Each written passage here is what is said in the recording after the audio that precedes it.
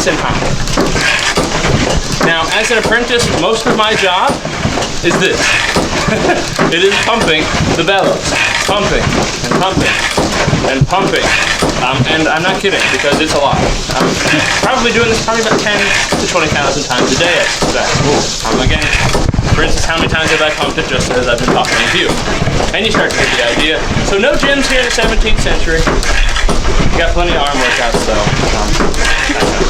So again, I'm getting it nice and hot, and as you can tell, the fire is liking it. So it's getting a little bit hotter, and really what I want to see coming from my fire is some nice kind of blue exhaust flames. And you can start to see this coming off. That means it's getting nice and hot. And you can see it if you look closer. Don't stare for too long though. It's not great for your eyes, but you'll find just in short amounts. So again, we've heated it on nice and hot, and now we can let it sit for a hot second. All right, now we're gonna grab this with our tongs because again, incredibly hot, and we're gonna start the first process. And that is, we gotta flatten out the metal. So again, what I'm doing here with my hammer is essentially, I'm taking a nice rectangular, again, bar, and I'm starting to change properties and parts of it to do different things that I wanna do with it. So the first part I always start out with is notice we took that nice iron bar, we've turned it into a little flat piece. What we're going to do with that is we're turning it into these little fish hooks, or fish tails if you will, that you see on the edges. So again, to do that, we got to take that rectangle, we got to flatten it out, and then we're going to curl it in on itself. So we did that, and shocker, we got to get it hot again. So we're going to put it back in. Now while we're waiting for that guy, let's check on our other one. Hopefully, he's nice and hot as well. Now for this guy, I want a bigger hammer because he is a bigger consistency. I'm gonna put him down over here and give it a nice whack.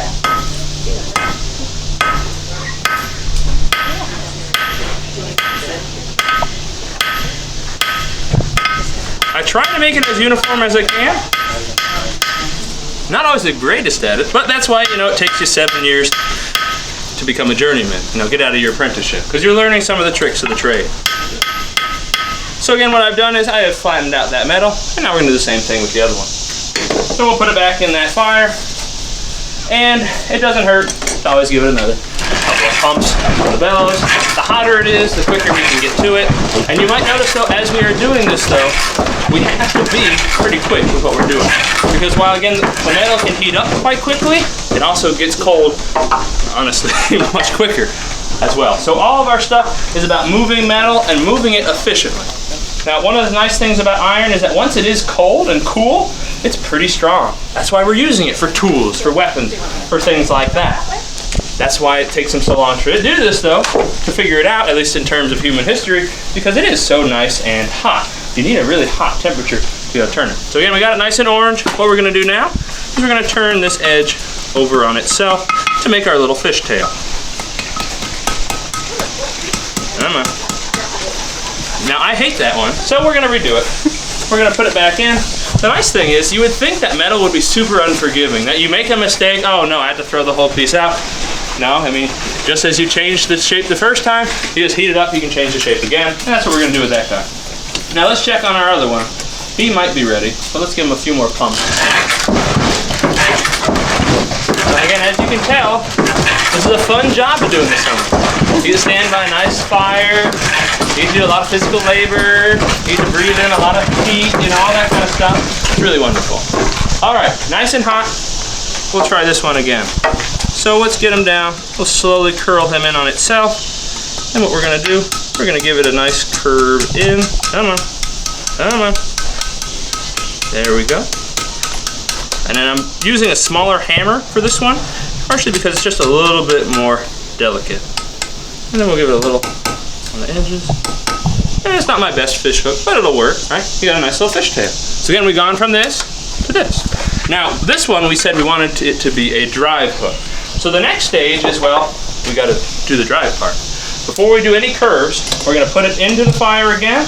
And now what we're going to do is we're going to, again, take it from that boring rectangle to turn it into a nice, basically nail part. Now the same technique that I'm going to be using to make this into, to drive it out, is the same technique that you use, for instance, for making nails. Or on a larger sense, kind of for making any sharp object to a certain degree. So again, the idea behind learning how to do nails is that you're learning basically some of the basics of the craft before you again move on to other things. Now, I've made a couple things today. One of them is, again, this little guy right here. This one hopefully is cooled down by now. There's another one we made today as well. So slowly but surely, again, a nice S-hook. Looks nice and fancy. And of course, same with self-promotion here. If you do want to take home a hook, just see the gift shop, you know. You can pick out your own, that kind of stuff. Same with self-promotion over, at least for now. So, again, all the stuff that we're doing, we gotta get it nice and done. So, the next thing that we're gonna be doing is we're gonna be drawing out. Now, drawing out, what we're gonna do is we're gonna take our hammer.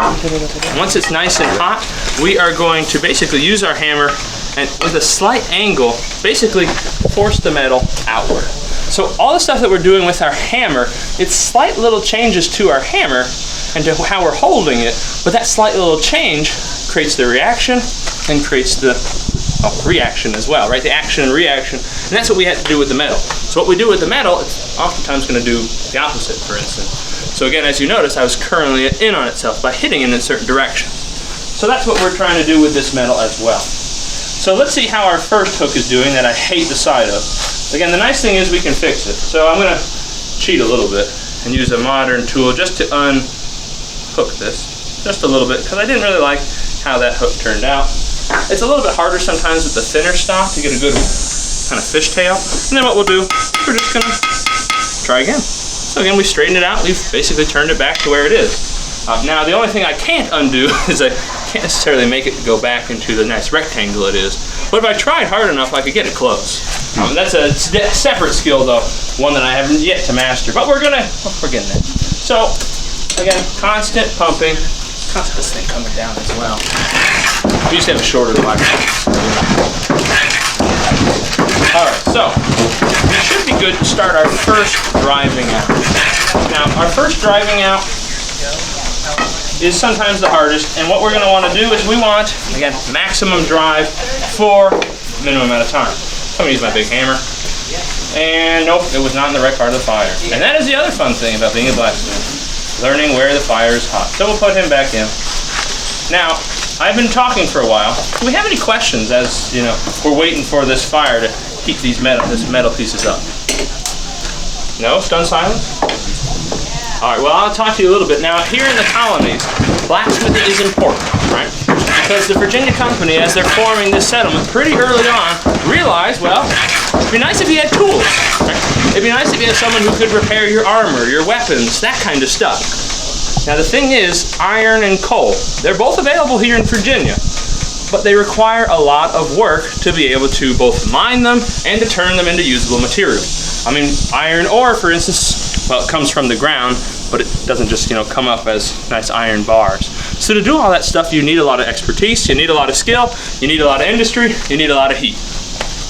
We don't have a lot of skilled labor. We don't have about 1,200 people here in 1622. So we, and especially in 1611, the fort, there was like 400 people in Virginia, or maybe 500, 600 at that time. So we do not have the stuff to do that. So all the stuff that we're using for it, well, we're getting from England. And that means that, well, hampers our trade sometimes. Also makes us, in some cases, prohibitively expensive. All right, let's check on our small one again. And we're going to try to get him right. So, take our little hammer again. What we're going to do, we're just going to try ever so slightly this time. Come on, Will. There we go. That's looking better. All right. Again, not a perfect fish hook, but or fish tail, but it's a little bit better than the last one, right? So we got that. Now, with this guy, we also have to make a decision. Do we want another drive hook, or do we want a little S hook? Well, we're already making a drive hook. Let's make another S hook. What do you think? So we're going to do the same thing on the other side. So we put them back in the heat. And this process, that as we put it back into the heat, you know, you could call it simply heating up, but a lot of times what they'll call it soaking. So just have something soaks in the water, you soak in your muscles. Well, the metal is also soaking up the heat. So the more it soaks, the more it holds the heat, and the easier it is to get it back up to the heat you want it to as well. So it doesn't hurt. So again, we're heating it on up again, and what I'm relying on for my fuel, of course, is my coal. Now, I do have some other types of fuel as well, and you're welcome to handle, again, any of the things that you see up over here as well. I used to have them all in order. So we got wood, charcoal, and of course, bonus for anybody who can tell me what this is. Granite. What do you say? Granite. Nah, you can't burn granite. Is it graphite? It's not graphite. It actually is a byproduct of this guy right over here. You ever heard of industrial coke? They're not talking about cocaine. They're not talking about Coca-Cola. They're talking about a byproduct that comes from burning coal. So this is basically pure carbon. And this is this type of stuff that when they start making industrial, well, it's going to transform the world. This is going to be what they're going to be producing, you know, in industrial steel mills and that kind of stuff, because this is what you want. This is what burns the best. But the thing is, it doesn't come in a natural form. You have to burn coal to be able to produce it. So we like coke, but for the most part, what we're relying on is relying on coal. This right over here is good old anthracite. If we don't have anthracite, though, we can do charcoal. The problem is, anthracite is more effective, right? It burns for longer. It also burns hotter. And remember, one of our chief problems is we always are looking to get more heat and to keep the heat for longer. The other thing is you can use wood, but the thing is, again, there's only so much that the wood will get up, and it burns so much quicker. So with the amount of coal, you know, I could have a bushel of coal, and by the time I get done with that bushel of coal, I've probably gone through, you know, 5 times as much wood, easily. And the wood's a lot heavier over time. So again, that's why coal is so important. Let's check on our pieces. Who makes the billows? So there's actually specific trades that are going to be basically making all this stuff. Right. So for the bellows, there will actually be a specific tradesman who is basically their job. Look, I found a nail. Make a billow. Is to make a bellows. And in fact, the Virginia Company, again, they're the guys who are running our colony here for the first, you know, roughly 15 years, give or take. They actually will have advertisements for bellows makers and colliers, those people who make charcoal. They'll have advertisements for them as soon as 1610 because they're thinking about getting iron production and iron working done.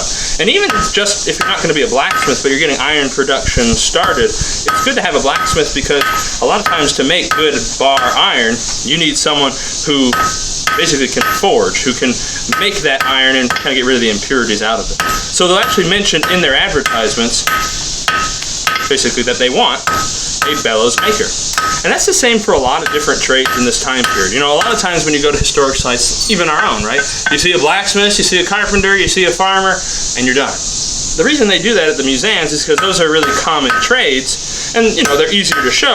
But the thing is, there's so many specialty trades. You know, there's a guy that just makes furniture, and there's a guy who just does finish work, you know. That's a little bit later, right? There's a guy who just makes nails. He's a nailer. There's a guy who just makes knives. He's a cutler, you know. There's all these specialty stuff. But the reason we show you stuff like blacksmithing is I like to think of it kind of like today, you know, if you want to do a really specialty thing, like you want to become I don't know, an anesthesiologist or something, you know. You got to go to undergrad, you get, you know, basics in medicine, right?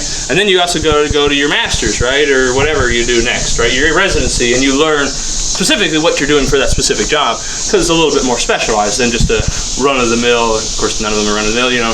No offense to the medical community, anything like that, right? But you need a little bit more specialized training. The same is true for this. So blacksmithing for a lot of kind of more advanced metalworking trades. Think like an armorer or a swords maker or stuff like that. Their undergrad, if you will, they wouldn't have called it that, of course, is kind of going through a blacksmith's apprentice. Learning how to make basic things, to repair basic things, and learning how metal works and how to do it. Once they complete their apprenticeship with the blacksmith, though, they might go as a journeyman, someone who's now making money, they might go to an armorer. Or they might go to that, you know, swords maker or stuff like that. And basically, as now they're getting paid for it, for one. But since they've completed that basic training, it's much easier to enter into those things. And now you can learn the specialty things for that specific niche thing. Now the thing is, here in the colonies, we always have a labor shortage. Labor scarcity is part of the reason, for instance, we'll eventually turn, or initially turn to indentured servitude, and eventually turn to African slavery as well. Labor scarcity is always kind of the, well, the MO of the early colonial kind of center of economy. What that means is that, unlike in England, where they could have lots of labor, they have actually surplus labor. Part of the reason they're trying to send them all over here because there's not enough jobs. That means that they have specialty shops. And as you specialize more and more, you can put prices down. You can get better at making certain things. Here in the colonies, though, we don't have that. So you need blacksmiths, just run-of-the-mill blacksmiths, because you are primarily relying on them to be a jack of all trades, to fix your hoe when it breaks, to fix your shovel, to make you some more nails if you just ran out. You just need a few more, that kind of stuff. So really, you're kind of like a mechanic, I'd say. You know, like you're a maintenance guy. You can do a bunch of stuff, and you can make things if you need it. Just if you're going to be contracted to make something, it's going to be a little more expensive. So primarily, what you relied on is for repair work and to make small farm implements. Because again, remember, all your stuff has to come from England, and because those guys can specialize, even though they have to ship it across the ocean, guess what? It's still cheaper. Yeah. So I always like to say there's some strange connections here with the modern world, right?